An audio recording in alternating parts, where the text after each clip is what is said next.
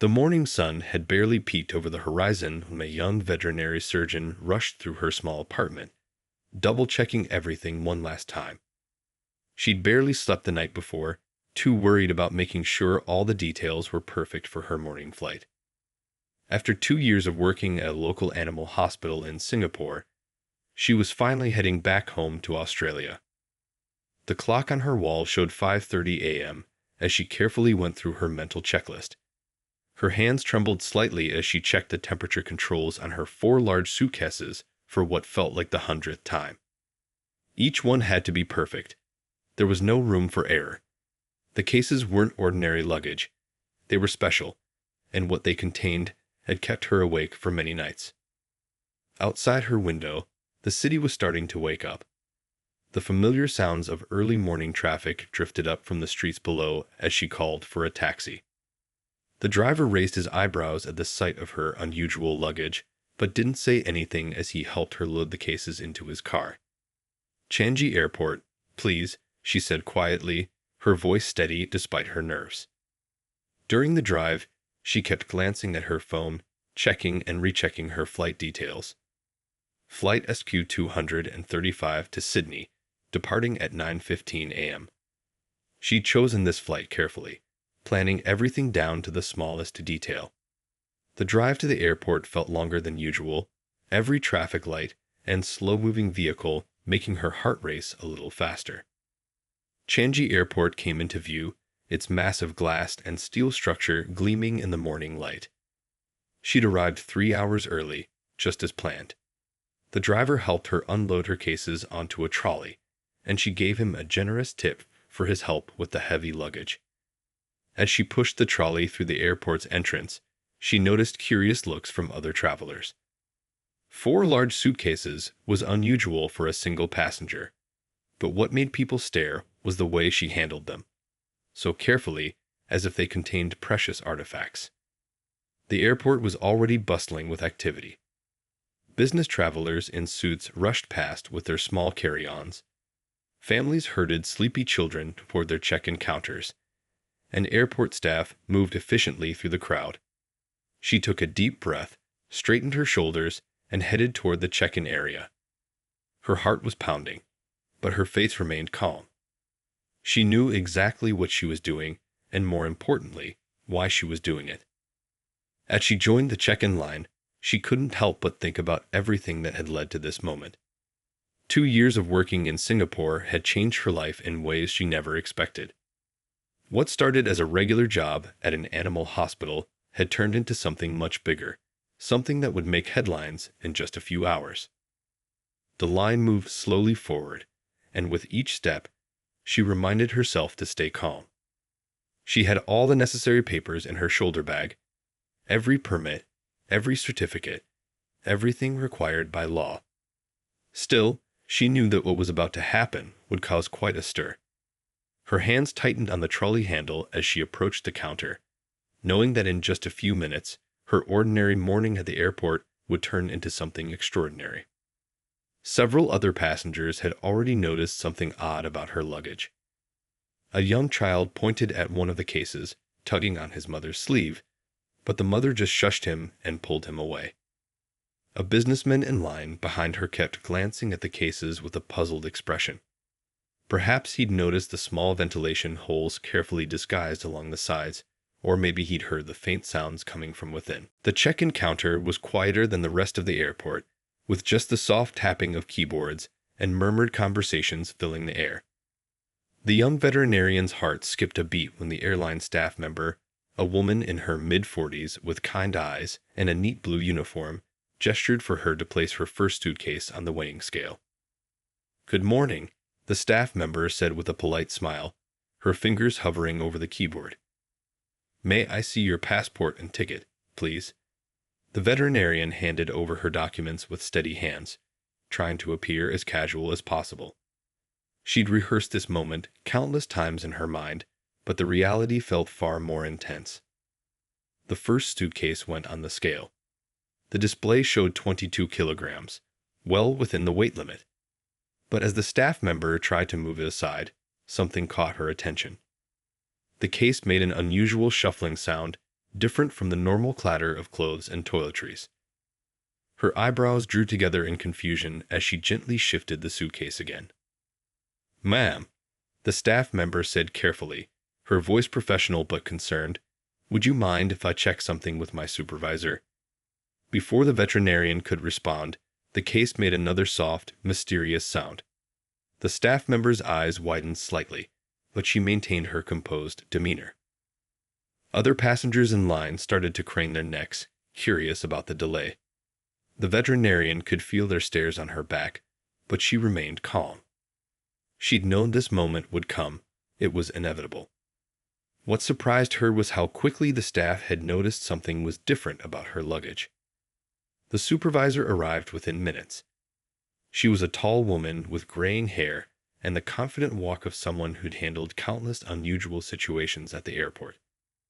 The first staff member spoke to her in hushed tones, occasionally gesturing at the suitcase. The supervisor nodded, then approached with a professional smile. "Good morning, ma'am. I understand you're traveling to Sydney today." Her voice was friendly but firm. "We've noticed something unusual about your luggage. Standard procedure requires us to ask a few questions."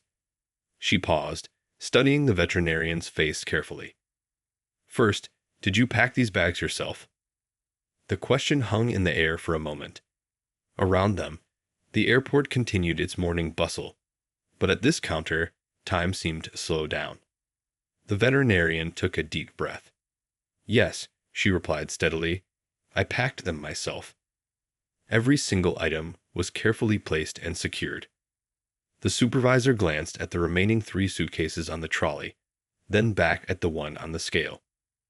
Another shuffling sound emerged from the case, this time loud enough for several nearby passengers to hear. A young couple in line exchanged worried glances. An elderly man reading his newspaper lowered it slightly, watching the scene unfold with interest. "Ma'am, I need to ask, are you carrying any prohibited items?" The supervisor's tone remained professional, but there was an edge of concern in her voice. "Any liquids, perishables, or—" She hesitated, clearly unsure how to phrase her next question as another mysterious sound came from the suitcase. The veterinarian straightened her shoulders. This was the moment she'd prepared for. "Perhaps," she suggested calmly, "we should discuss this in a more private setting. I have all the necessary documentation with me, and I can explain everything." Her composed response seemed to surprise both airline staff members. Most passengers flagged for suspicious luggage showed signs of nervousness or agitation. But here was someone who appeared completely prepared for this situation, almost as if she'd been expecting it. The supervisor nodded slowly, then spoke into her radio. Within moments, 2 airport security officers approached the counter. The morning sunlight streaming through the airport's giant windows caught their badges as they walked over, drawing even more attention from curious onlookers. The veterinarian stood calmly, her hand resting on her shoulder bag where she kept all her important documents. She knew what was coming next, and she was ready for it. The security officers guided the veterinarian and her mysterious luggage through the bustling airport, past curious onlookers and whispering travelers. Their footsteps echoed against the polished floor as they made their way to a quieter section of the terminal. The younger security officer, probably in his late 20s, kept glancing at the suitcases with obvious curiosity, especially when occasional shuffling sounds emerged from within. They arrived at a brightly lit room off the main terminal. It was simple but clean, with a large steel table in the center and cameras mounted in the corners. The room was designed to make people nervous, but the veterinarian's calm demeanor seemed to unsettle the security team more than the environment bothered her. "Please, have a seat," said the senior security officer, gesturing to a chair. His voice carried years of experience, and he'd clearly handled many suspicious luggage cases before. But something about this one felt different. The passenger's composed attitude didn't match the usual profile of someone carrying questionable items. The veterinarian sat down gracefully, placing her shoulder bag on her lap. Her hands remained steady as she unzipped it, ready to show her documentation. The security team exchanged glances, surprised by her willingness to cooperate. Most people in this situation would be showing signs of stress or anxiety by now. "We need to inspect your luggage," the senior officer explained, his tone professional but cautious. "Are you aware of anything in these suitcases that we should know about before we open them?" A hint of a smile crossed the veterinarian's face. "Yes," she replied calmly. "And I have all the necessary permits right here." She started to reach into her bag, but the officers instinctively tensed. She paused, showing her empty hands. "Would you like to check the documents first, or would you prefer to open the cases?" Her question caught them off guard. The younger officer shifted his weight from one foot to the other, clearly intrigued. The senior officer studied her face carefully, trying to read her unusual confidence. In his 15 years on the job, he'd never encountered someone so composed in this situation. "Let's start with the cases," he decided, nodding to his colleague. As they lifted the first suitcase onto the table, another shuffling sound emerged from within, louder in the quiet room. The younger officer's hand hesitated on the zipper, looking to his superior for confirmation. "It's all right," the veterinarian assured them. "Everything inside is secure and safe. But you might want to open it gently." Her voice carried a note of professional concern that made both officers pause. It wasn't the nervous plea they were used to hearing. It sounded more like a doctor giving medical advice. The atmosphere in the room grew tense as the younger officer slowly pulled the zipper. The sound seemed unusually loud in the quiet space. Both officers leaned forward slightly, unsure of what they might find. Years of experience had taught them to expect anything, but something about this case felt completely different. Through the window, the morning sun cast long shadows across the table. The airport's usual sounds felt distant in this isolated room. A plane took off somewhere nearby, its rumble barely noticeable through the thick walls. Time seemed to slow down as the case began to open. The veterinarian remained perfectly still, watching them with the patience of someone who knew exactly what was about to happen. She could see the questions in their eyes, the mix of professional duty and human curiosity. In just a few moments, everything would make sense. As the zipper reached the halfway point, a soft sound emerged from within. Not the usual clatter of shifting belongings, but something altogether different. The younger officer's eyes widened, and even the senior officer couldn't hide his surprise. They were about to discover that this was far from their usual security inspection. The first suitcase lay open on the steel table, and for several long seconds, nobody in the room spoke.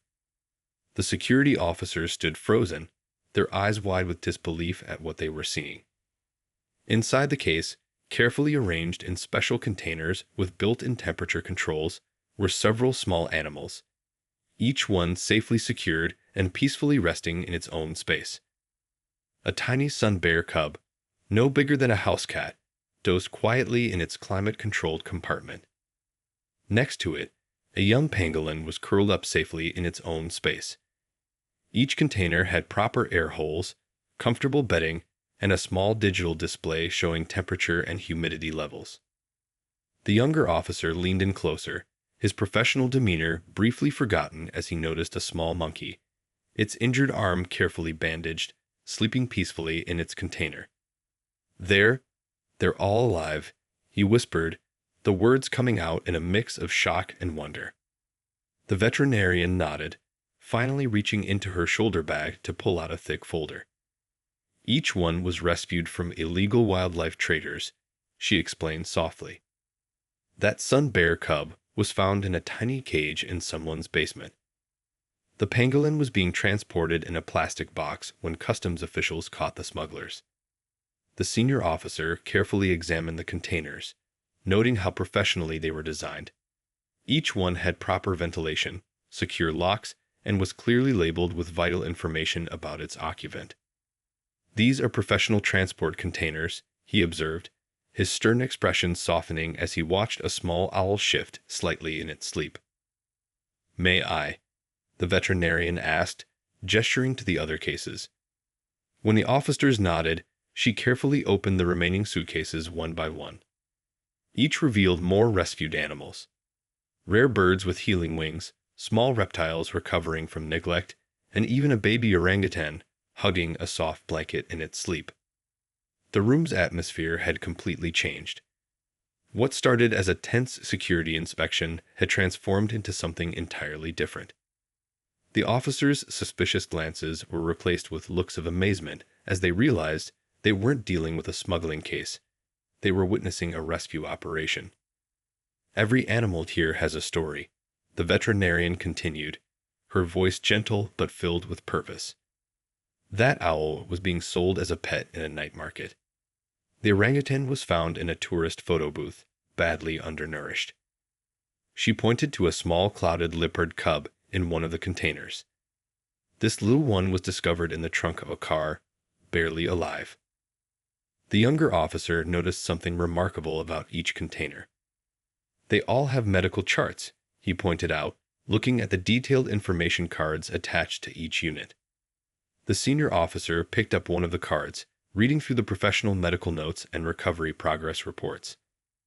A soft chirp came from one of the containers, where a colorful bird was beginning to wake up.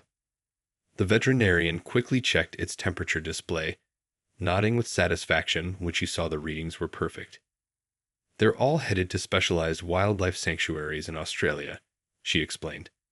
Places where they can complete their recovery and, hopefully, return to the wild. The senior officer was now carefully examining the thick folder of documents she had provided. Inside were international transport permits, veterinary certificates, and official paperwork from various wildlife authorities. Everything was perfectly in order. This wasn't just a rescue mission, it was a fully authorized wildlife rehabilitation operation. As morning sunlight streamed through the window, casting warm patches on the containers, both officers found themselves moved by what they were seeing. In their years of security work, they'd uncovered many attempts to smuggle wildlife.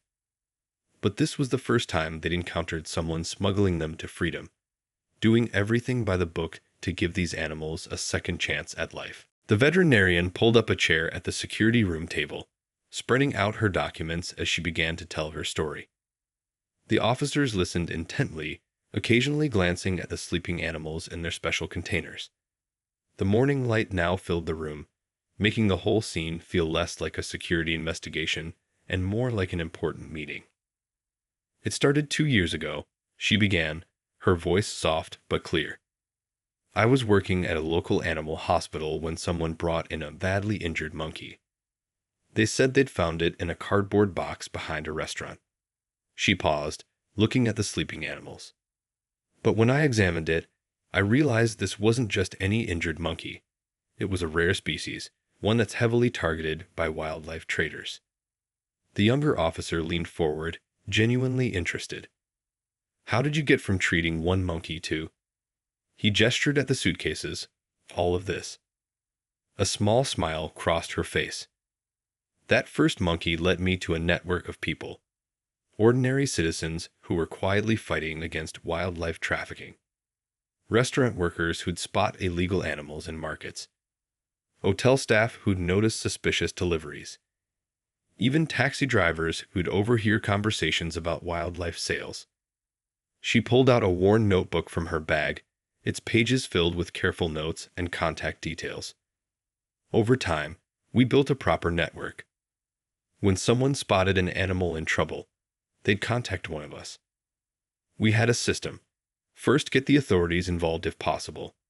Then make sure the animal received proper medical care. The senior officer picked up one of the medical charts, reading it carefully. These are professional medical records, he observed. Everything is documented. Treatments, medications, recovery progress. The veterinarian nodded. That was crucial. We needed to do everything properly, by the book. These animals deserved not just to be rescued, but to have a real chance at returning to the wild. She pointed to various documents spread on the table. Every animal here has been legally confiscated by authorities, properly treated, and is now being legally transported to certified wildlife sanctuaries. A soft squeak came from one of the containers, where a small clouded leopard cub was waking up. The veterinarian quickly checked its temperature display, then continued her story. The hardest part wasn't treating the animals, it was finding them safe places to recover. Many local facilities were already full. That's when we connected with wildlife sanctuaries in Australia. She showed them a series of emails and official letters. It took months to arrange everything. Every permit, every certificate, every transport container had to be perfect. These animals have suffered enough. We wanted their journey to freedom to be as comfortable and safe as possible. The younger officer watched as she gently adjusted a blanket in one of the containers. "Why keep you all so quiet?" he asked. "Why not tell people what you were doing?" The veterinarian's expression grew serious. The wildlife trade is dangerous business. The less attention we drew to ourselves, the more animals we could help. Every person in our network understood this, from the hotel cleaning staff who'd report suspicious guests to the market vendors who'd secretly tip us off about illegal wildlife shipments. She reached into her bag and pulled out a small photo album. Inside were pictures of successfully rehabilitated animals, now living freely in sanctuaries. "These are some of our success stories," she explained, her voice filled with quiet pride. "Each one represents not just an animal saved, but a small victory against the wildlife trade." The morning sun had risen higher now, and somewhere in the airport, announcements echoed about departing flights. But in this small room, time seemed to stand still as the officers looked through the album, seeing the before and after photos of dozens of animals, each one a testament to the quiet dedication of ordinary people working together to make a difference. The senior officer closed the album carefully. In his many years of security work, he'd seen countless cases of people trying to smuggle wildlife for profit. But this was different. This was the first time he'd encountered someone smuggling animals toward freedom, not away from it. The next hour in the security room turned into something unexpected as the veterinarian began showing her documentation. What started as a routine security check had become a masterclass in wildlife protection paperwork. The young officer brought in coffee for everyone as they settled in to examine the impressive collection of documents. "Let me show you how each rescue is documented," the veterinarian said, pulling out a thick blue folder. Inside were dozens of carefully organized papers, each protected in clear plastic sleeves. She picked up the file for the Sun Bear cub, spreading the papers across the table like pieces of a complex puzzle. "Here's the initial rescue report," she explained, pointing to a detailed form. "The date, location, condition of the animal. Everything gets recorded." The officers leaned in, studying the professional documentation. The form included photographs, medical assessments, and detailed notes about how the cub was found. Next came the medical records, pages of treatment notes, medication schedules, and recovery milestones. "We track everything," she continued, her finger tracing the daily progress reports. "Each improvement, each setback, every gram of weight gained. It all gets documented. These animals aren't just cargo. They're patients on a journey to recovery." The senior officer picked up another document, his eyebrows rising as he read. "These are government permits," he observed, noting the official stamps and signatures. The veterinarian nodded, pulling out more papers from her folder. "That's right. We have permits from multiple agencies." She laid them out one by one.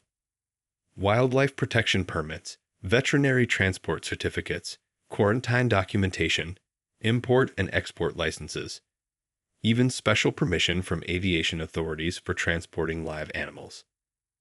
A gentle chirp came from one of the containers, drawing everyone's attention momentarily. The veterinarian quickly checked on the bird before returning to her explanation. "Getting these permits wasn't easy," she continued. "It took months of applications, inspections, and reviews.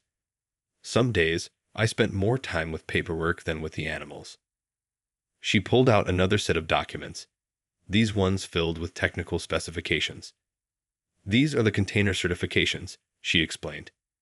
"Each transport unit had to meet strict international standards. Air pressure requirements, temperature controls, ventilation systems, everything had to be perfect. The younger officer was examining a detailed map included in the files. It showed the complete journey each animal would take, from their current location to their final sanctuary destination. "You've planned every step," he said, clearly impressed by the level of detail. "We had to," she replied, showing them another document. "This is the transport timeline. It shows exactly when each animal will be fed, checked, and monitored during the journey. Even the cabin pressure changes during the flight are accounted for." The senior officer was now looking through the sanctuary documentation. Detailed profiles of each facility where the animals would be rehabilitated. "These places look impressive," he noted, studying the photos of large natural enclosures and professional medical facilities. "They're the best in their field," the veterinarian agreed, pulling out more photos. "Each sanctuary specializes in specific species. They have experienced staff, proper facilities, and most importantly, proven success rates in rehabilitating animals back to the wild." As morning turned to midday, the room had transformed from a security office into something that looked more like a wildlife protection command center. Papers covered every available surface, each one telling part of a larger story. A story of dedication, careful planning, and hope for these rescued animals. The veterinarian reached for the last folder in her bag. "And here's the most important part," she said, opening it carefully. "These are the release records from our previous rescues." Inside were photographs and reports of successfully rehabilitated animals, now living free in protected areas. "This is what all the paperwork is for. This is why we document everything so carefully. Because every form filed, every permit obtained, every signature gathered brings these animals one step closer to freedom." News travels fast in airports, and by mid-morning, word had spread about the mysterious suitcases and their precious cargo.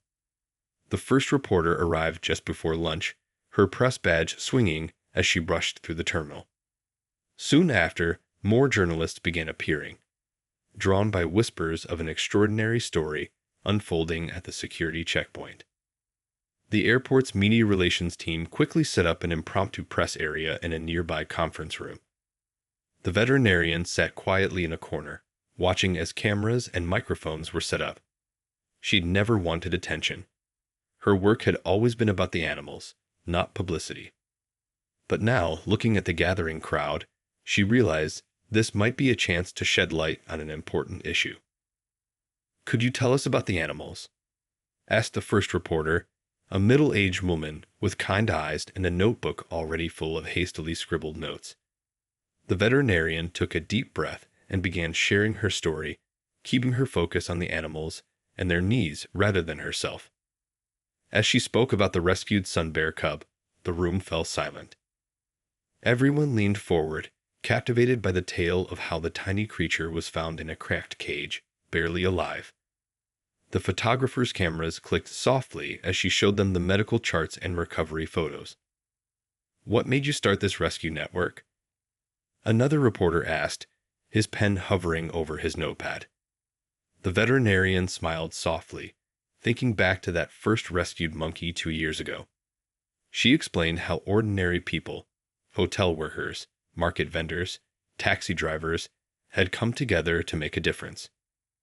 A young reporter near the front raised her hand. "Weren't you afraid of the risks?" she asked. The room grew quiet again, waiting for the answer. The veterinarian paused, choosing her words carefully. She explained how the need to help these animals was greater than any fear she might have felt. Television crews had arrived by now, setting up their equipment with practiced efficiency. The bright lights made the conference room feel warmer, but the veterinarian remained focused. She showed them more photos, before and after pictures of successfully rehabilitated animals, now living freely in sanctuaries. One of the security officers who had first discovered the animals joined the press conference. He described the moment they opened the first suitcase, how what started as a routine inspection turned into something remarkable. His genuine amazement added another layer to the story, showing how this rescue operation had touched everyone involved. This isn't just about saving individual animals, the veterinarian explained, her voice growing passionate. It's about fighting the larger problem of wildlife trafficking. She shared statistics about the illegal wildlife trade, but made them real by connecting them to the stories of the animals in her care.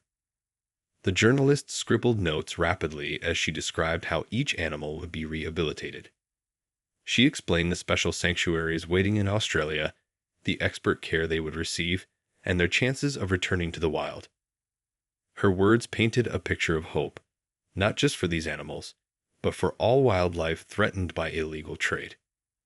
A photographer asked to see the animals, but the veterinarian gently declined. They've been through enough stress, she explained. Right now, they need quiet and rest. Her protective attitude toward her charges earned obvious respect from the gathered media. As the afternoon wore on, more stories emerged. A flight attendant shared how she'd once helped spot suspicious cargo that turned out to be trafficked wildlife. An airport cleaner described finding an abandoned bag containing rare birds and how that led him to join the rescue network. What had started as a potential security incident had transformed into something much bigger. A story about ordinary people coming together to make a difference. The media coverage wasn't just about a woman with unusual luggage anymore. It had become a spotlight on the ongoing fight against wildlife trafficking and the quiet heroes working to stop it. By late afternoon, the story had gone viral on social media. People around the world were sharing the photos of the rescued animals and their stories. Messages of support began pouring in from everywhere. Wildlife organizations, conservation groups, and ordinary people touched by the dedication of this unexpected network of animal protectors. By evening, the airport had transformed the first-class lounge into a temporary animal care station. The airline's CEO personally approved the space after hearing about the special passengers. The veterinarian sat in a comfortable chair, watching as airline staff tiptoed quietly past the sleeping animals, each person eager to catch a glimpse of the precious cargo that had captured everyone's attention. "We've rescheduled your flight to tomorrow morning," the customer service manager explained softly, handing over new boarding passes. "We've arranged for the cargo hold temperature to be perfectly regulated, and our ground crew will handle your cases personally." She paused, then added with a warm smile, "My daughter wants to be a wildlife vet now, after seeing your story on the news." The story had spread far beyond the airport. Wildlife protection agencies from both Singapore and Australia had been in constant contact throughout the day. What started as one woman's mission had sparked something much bigger, a formal partnership between the two countries to protect endangered wildlife. "The ministers have been talking," explained a government official who'd arrived late in the afternoon. "They want to establish an official channel for rehabilitated wildlife transport. Your network showed us it could be done. Now we want to make it easier for others to do the same, legally and safely." The veterinarian looked around the lounge, taking in how much had changed in just one day. Airport security officers who had initially treated her with suspicion now stood guard outside, protecting the animals from too many curious onlookers. They'd become part of the story too, proud to help protect these vulnerable creatures. A soft chirp came from one of the containers. The small bird was getting ready for its evening feed. As the veterinarian prepared its meal, she noticed a group of young airport staff watching with fascination. "Would you like to learn how we care for them?" she offered.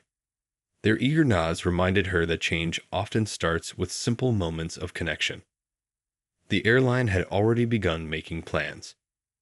"We're developing new protocols for wildlife transport," the operations manager explained, showing her draft guidelines inspired by her careful documentation. "Your methods will help us set standards for how airlines handle rescued wildlife worldwide."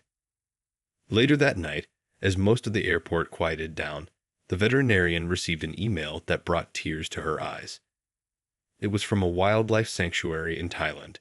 They'd seen the news and wanted to join the network. Attached were photos of their facility and offers to help create more safe havens for rescued animals.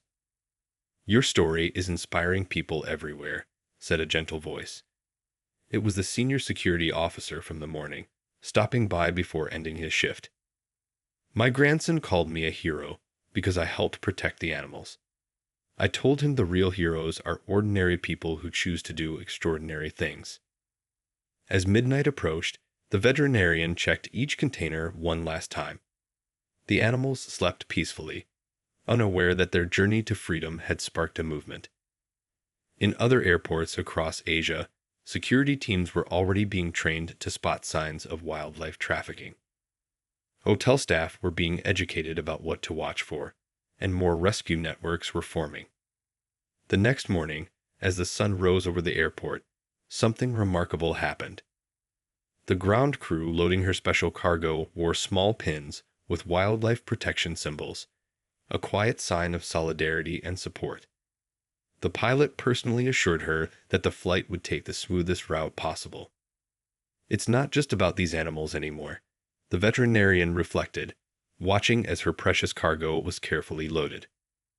"It's about showing the world that anyone can make a difference, that ordinary people working together can change things for the better."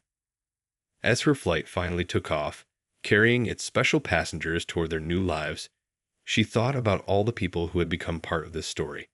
The hotel workers who first joined her network, the airport staff who turned a security check into a rescue mission, and now countless others inspired to protect wildlife in their own ways. The legacy of that morning's unusual luggage inspection would live on long after the animals reached their sanctuary. It lived in new wildlife protection policies, in strengthened international cooperation, and most importantly, in the hearts of ordinary people who realized that they too could do something extraordinary to make the world a better place.